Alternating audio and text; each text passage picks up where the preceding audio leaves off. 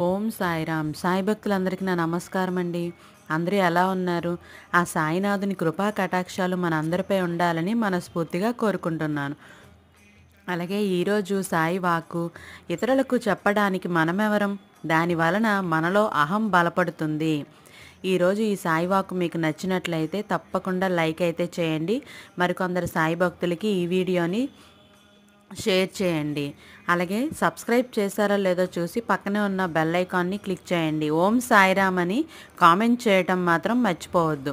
Full video link అయితే కింద tag చేస్తున్నాను. ఇంకా ఎవరైనా చూడనట్లయితే ఫుల్ వీడియో చూసేసేయండి. సర్వే జన సుఖినో భవంతు.